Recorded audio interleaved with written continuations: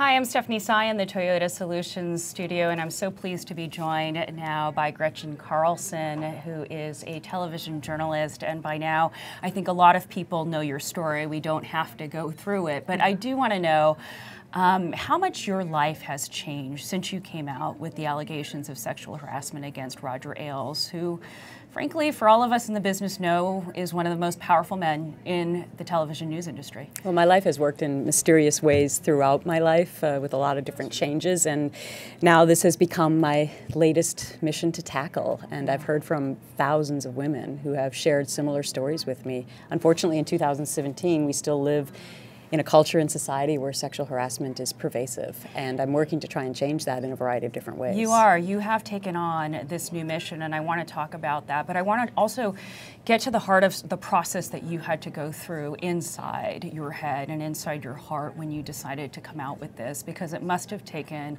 a lot of courage to do. I know, and unfortunately I can't get into the details of everything that happened, but Sure. I can say that on July 6, 2016, I jumped off a cliff by myself, and now I hope to help other women, do the same thing and find the courage and the bravery to come forward, because that's really the only thing that's going to help start changing the process. Yeah. And we all kind of have to agree that we're going to be determined to speak up. Yeah.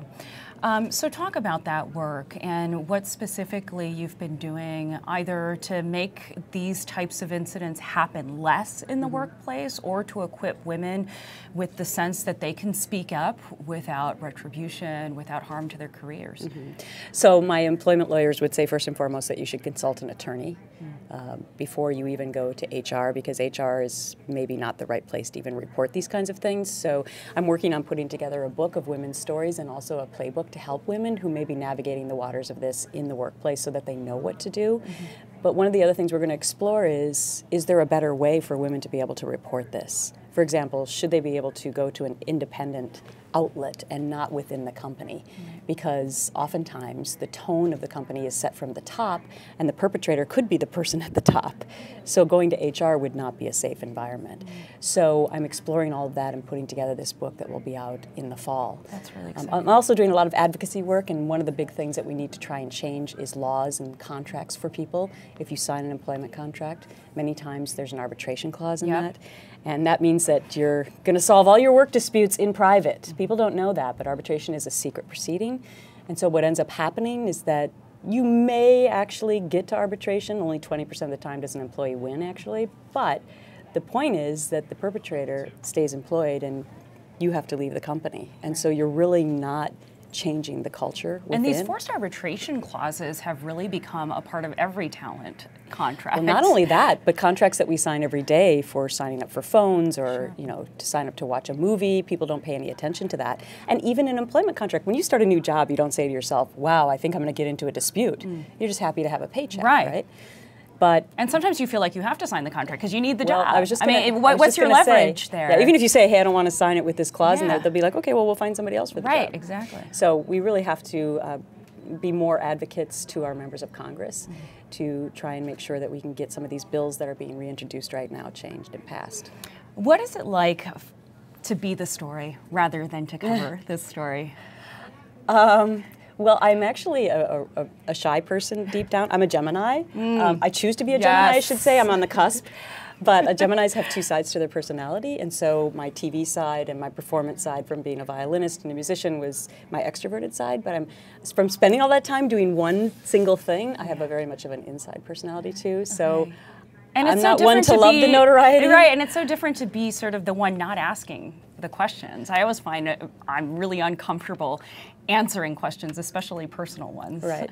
I think my kids, when they're home and they happen to hear mommy's name on TV, that's kind of a little weird too, so I'm trying to shield them from that as much as possible. How much do your kids know about what's going on and what you've been through in the last year and a half? Yeah, well, we had to sit down and tell them. They're only 12 and 13, so we explained it best as we could, but I will share with you that I really feel it's been empowering for my daughter because she was going through some social situations at school. And she came home one day and she said, Mommy, and I said this to her, and I said this to her, and Mommy, I would have never done it if I hadn't seen you do it. That's amazing. Yeah. So but it's also important to raise our sons in a way of, having respect for women as well. And I think that that's a pledge I'd like to put out to all parents to sign in their heads, like, I'm gonna raise my children to respect gender equally, because it really starts at home and when they're young. That's a theme that I've heard come up over and over again from women that have sat on this seat, that we need to raise boys to understand what equality looks like. What advice would you give to young women in the workplace, and maybe specifically to young female journalists, that television journalists that deal in a world where appearance matters, and where they may feel like their careers may be on the line if they're not liked by everyone? And you got to get over that really quickly.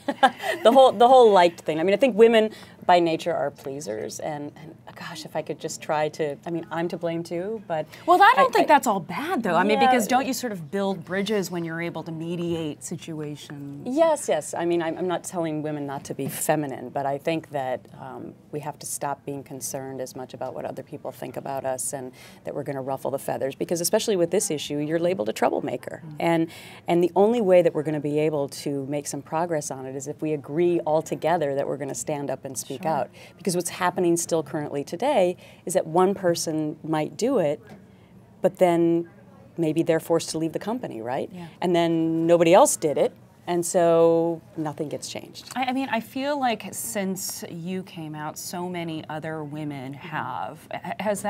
What's that been like to witness? It's been so rewarding for me, because first of all, I never had any idea what was going to happen.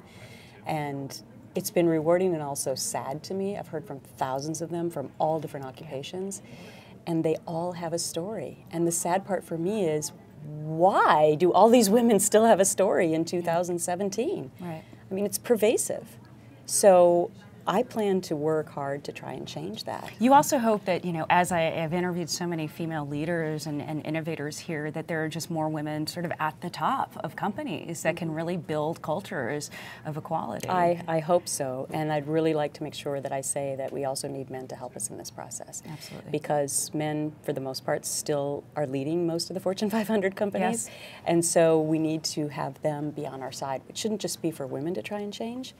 It should be for enlightened men to also realize that the work environment has to be safe for everybody. It has to be. Gretchen Carlson, thank you so much for joining us here in the studio. It's a pleasure to meet you. Thank you. And good luck with all your endeavors. Thank you.